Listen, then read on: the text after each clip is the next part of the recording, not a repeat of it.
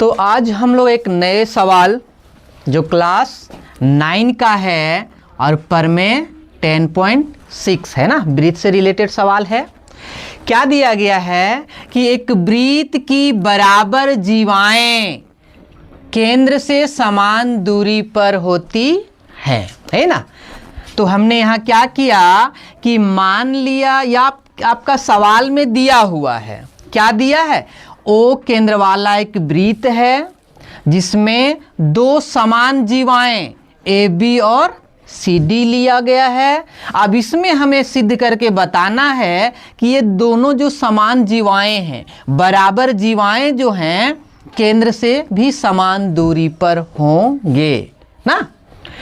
तो हमने क्या लिखा कि जो दिया है क्वेश्चन के अनुसार हमने लिख दिया कि दिया है ओ केंद्र वाला एक वृत्त है जिसमें दो बराबर जीवाएं ए बी और सी डी है। तो सिद्ध करना है कि जीवाएं ए बी और सी डी केंद्र ओ से समान दूरी पर स्थित हैं। ठीक, अब देखिए थोड़ा सा हम लोग रचना कर लेते हैं। रचना में क्या करते हैं कि ओ पी लंब ए बी तथा ओ सी ओ क्यू कह दीजिए कि ओ क्यू लंब सी डी खींचा एवं ओ बी तथा ओ सी को मिलाया। ध्यान दीजिएगा कि आपने क्या कहा कि ओ पी लंब A B, O P A B पर आपने लंब डाला, ठीक है, ए पी पर आपने लंब डाला जिसका नाम क्या रखा, ओ पी रख दिया।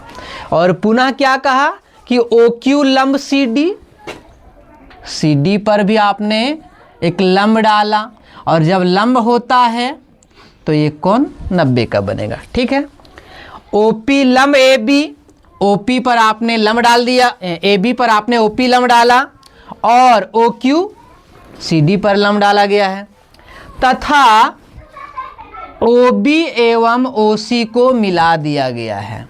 तो ओ बी कौन हुआ, ये गया ना, इसको भी मिला दिया गया है ओ बी और ओ सी को। ठीक है, चलिए अब हम लोग यहाँ क्या करते हैं, परिमाण दे देते हैं। परिमाण सबसे पहले लिखा जाएगा कि चूंकि ओ पी लंब ए बी है, ठीक है, कि जब ओ पी ए बी पर लंब होगा तो हम क्या कह सकते हैं कि ए पी बराबर पी बी और U बराबर होगा 1/2 ए बी। बताइए ऐसा क्यों होगा कि OP पर जब लंब डाला गया ने तो केंद्र से जीवा पर डाला गया लंब जीवा को समद्विभाजित करता है ना। तो इसलिए OP आपका जब AB आपका जीवा है, OP आपका लंब है, तो जीवा AB को क्या करेगा, समद्विभाजित, मतलब दो बराबर भागों में बांट देगा। इसका मतलब हुआ कि AP जो होगा वो PB के बराबर होगा नहीं। और जब AP PB के बराबर होगा और पूरे AB का आधा होगा, इसको हमने क्या कहा, समीकरण 1 कह दिया। इसी प्रकार इधर आइएगा, वहाँ क्या कहेंगे कि ओ क्यू लंब है किस पर, सी डी पर, ठीक है। और जब ओ क्यू सी डी पर लंब होगा तो हम वहाँ क्या कह सकते हैं कि सी क्यू बराबर हो जाएगा डी क्यू के और U बराबर होगा 1/2 सी डी के। इसको हमने क्या कहा, समीकरण 2 कह दिया। कारण भी लिखना चाहते हैं लिख सकते हैं कि लिख दीजिएगा कारण कि केंद्र वृत्त के केंद्र से जीवा पर डाला गया लंब जीवा को समद्विभाजित करता है, बस इसी प्रक्रिया द्वारा यहां भी हो गया। अब देखिए, अब हम लोग कहाँ आते हैं कि त्रिभुज OPB है ना, कि त्रिभुज, अच्छा इन दोनों समीकरणों से अगर हम लोग तुलना करेंगे तो हमें क्या मिलेगा कि समीकरण 1 और समीकरण 2 से, कि इन दोनों समीकरणों से अगर हम लोग तुलना करते हैं कि अगर AP PB के बराबर है और AB का आधा है, और CD जो है CQ जो है DQ के बराबर है और CD का आधा है, तो दोनों समीकरणों से अगर हम लोग तुलना करते हैं तो यहाँ क्या लिख सकते हैं, 1/2 AB बराबर 1/2 CD लिख सकते हैं।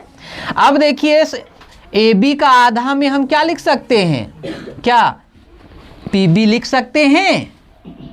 तो अगर पूरा बराबर AB का आधा जो हमने PB रखा और CD का आधा हमने CQ रखते, चलिए इसको अपने समीकरण 3 बना दिया, ठीक है।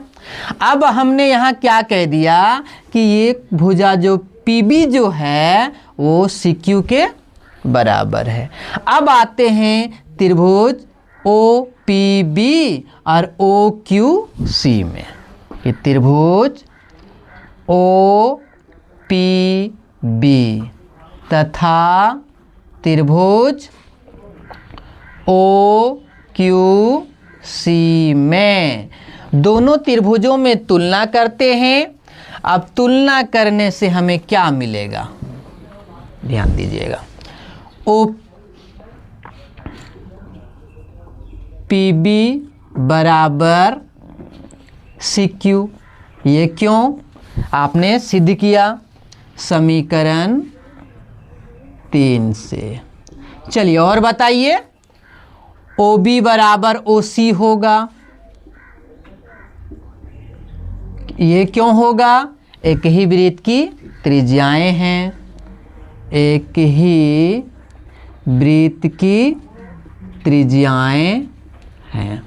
चलिए एक और बताइए, एक और क्या लिख सकते हैं कि ये कोण 90 का ना, कि कोण P जो होगा वो कोण Q के बराबर होगा। क्यों होगा कि प्रत्येक कोण 90 डिग्री 90 का, इसलिए त्रिभुज OPB